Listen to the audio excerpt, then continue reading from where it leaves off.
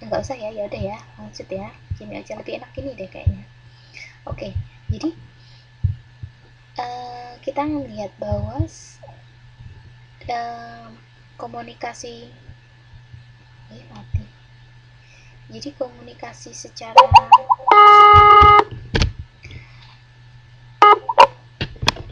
oke, jadi komunikasi secara tatap muka itu lebih mudah ya. Karena apa? Karena kan kita bisa melihat teks, kita bisa melihat gestur tubuh, kita bisa melihat bagaimana bahasa tubuh, kemudian kita bisa lebih dekat ya. Jadi mari, betapa pentingnya gitu ya. Ternyata komunikasi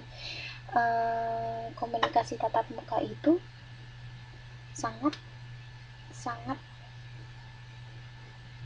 salah satu bentuk komunikasi yang dipandang paling alamiah ya, yang paling paling manusiawi gitu kan ya. Karena memang sebelum adanya Skype, sebelum ada internet gitu kan, kita bagaimana kita berkomunikasi itu kan salah satu jalannya adalah dengan tatap muka gitu kan. Iya, penting sekali gitu kan ya. Jadi komunikasi tatap muka itu dia levelnya untuk jadi gini, untuk komunikasi tatap muka itu dia ada level komunikasi secara interpersonal biasanya. Kemudian untuk komunikasi yang kelompok itu mengarahnya pada komunikasi bisnis. Jadi untuk sekedar mengingatkan kembali ya, jadi komunikasi tatap muka atau kita bisa menyebutnya face to face communication gitu ya. Jadi face to face communication itu termasuk dalam level komunikasi. Jadi biasanya kegiatan komunikasi itu 30% itu didasarkan atas 30% itu komunikasi itu dengan cara berbicara, dan pada 45% itu kegiatannya berupa listening atau mendengarkan gitu. Nah, ternyata mari kita tahu mendengarkan apa sih listening itu. Jadi mendengarkan atau menyimak, listening itu apa sih listening? Jadi sekarang ini teman-teman sekalian ini sedang listening atau sedang hearing? Ayo, sedang mendengarkan atau mendengarkan? Listening atau hearing, beda kan ya? Nah, betul, semoga listening ya. Jadi karena listening itu adalah proses mental ya, jadi memang ketik listening itu adalah salah satu proses komunikasi juga. Ketika tidak hanya gitu kan ya, kemarin itu kita bahas ya waktu TTM ya, tidak hanya masuk telinga kanan terus keluar telinga kiri, atau masuk telinga kanan kemudian turun ke bawah gitu, tidak seperti itu ya. Tapi listening itu adalah proses itu, jadi tidak hanya menerima pesan tapi juga dia mengevaluasi, jadi ikut aktif gitu. Jadi masuk, kemudian kita menginterpretasi, kita menganalisis itu, kemudian kita pada akhirnya kita akan menjadi tahu gitu ya. Jadi listening itu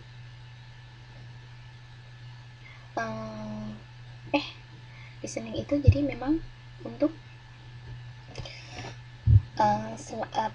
supaya bisa bisa mengetahui ya, jadi bisa bisa mempelajari gitu ya, bisa tahu, bisa mendapatkan informasi itu. Jadi akan diserap melalui pemikiran gitu. Zing, oke. Boleh, nggak apa-apa, telat. Yuk lanjut ya. Jadi listening itu adalah proses mental yang tidak hanya menerima pesan secara indrawi, tetapi juga merupakan aktivitas yang melibatkan persepsi, atensi, ada juga evaluasi, kemudian interpretasi atau respon. Jadi bersikap aktif ya. Jadi ketika kita listening itu kita akan menjadi lebih aktif gitu ya. Kita akan mendengarkan, kita akan mencerna apa yang telah kita dengarkan. Kemudian kita mungkin akan berpikir ketika kita mendengarkan, terus oh begini gitu kan ya. Jadi kita tahu, terus akhirnya kita bisa menyimpulkan sesuatu gitu ya, mendapatkan sesuatu dari apa yang kita dengar gitu. Kemudian Ya, lanjut ya. Mendengarkan atau menyimak gitu ya. Ini slide kelima, mungkin Mbak Ana sambil dilihat. Jadi ada 4 keterampilan komunikasi. Jadi 4 keterampilan komunikasi itu ada membaca, ada berbicara, ada menulis, dan mendengarkan. Duh, Mbak Ana double. Jadi mendengarkan ya. Jadi salah satu memang untuk terampil komunikasi itu kita salah satunya ada dengan mendengarkan. Dan pengukuran dari the measurement of understand atau ukuran dari sebuah pemahaman itu kita lihat bahwa bagaimana kita mengukur supaya kita paham gitu. Ternyata 42%. Lihat bahwa ternyata 42% itu dengan cara mendengarkan gitu ya. Jadi ketika banyak kita melihat bahwa 42% mendengarkan, 32% berbicara, dan 15% membaca, dan hanya 11% saja menulis. Jadi supaya orang itu tahu, supaya kita itu bisa mengetahui, mendapatkan informasi itu adalah dengan cara gampangnya itu, cara termudahnya adalah dengan cara mendengarkan gitu ya. Ada sebuah istilah penting, ketika orang itu bisa mendengarkan dengan baik, maka dia akan bisa berbicara dengan baik gitu ya. Jadi ada orang yang sukanya ngomong aja, tidak mau untuk mendengarkan gitu ya.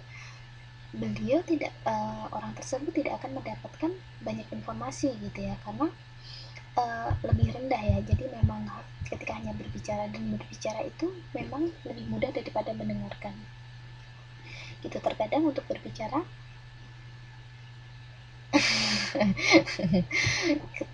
terkadang untuk kita berbicara itu kita tanpa harus berpikir itu bisa ya. Tapi untuk mendengarkan dalam arti ini listening ya, bukan hearing ya. Ketika kita listening, kita tahu, kita mencerna itu uh, tidak mudah gitu ya. Sepertinya memang tidak melakukan apa-apa, tapi otak ini justru bekerja ketika kita mendengarkan gitu. Iya, tidak berlaku buat yang tuli. Memang, jadi memang ini untuk kasus normal ya, memang ya, untuk pengukuran bagaimana paham untuk kasus yang normal gitu ya Mbak ya. Oke.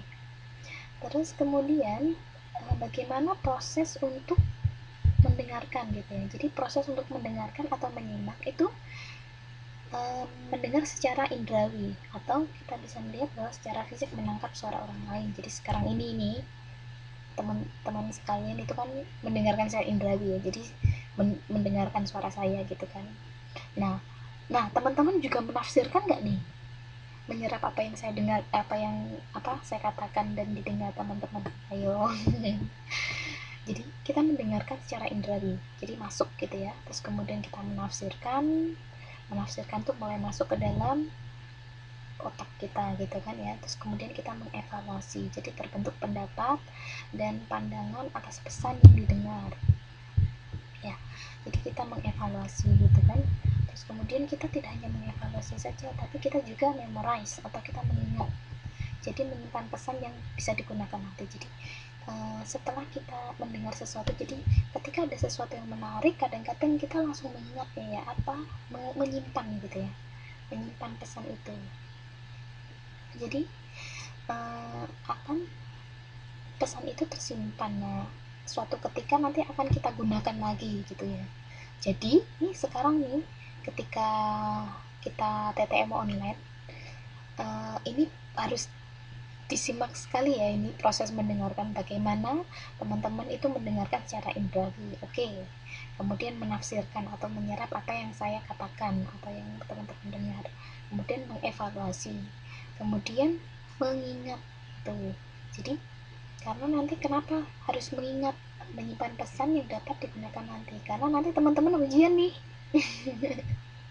Ketika nanti teman-teman ini sekarang listeningnya bagus gitu ya, jadi tidak hanya listening aja, mungkin ada teman-teman juga dengan menulis ya, dengan menulis catatan-catatan kecil supaya tidak lupa gitu kan.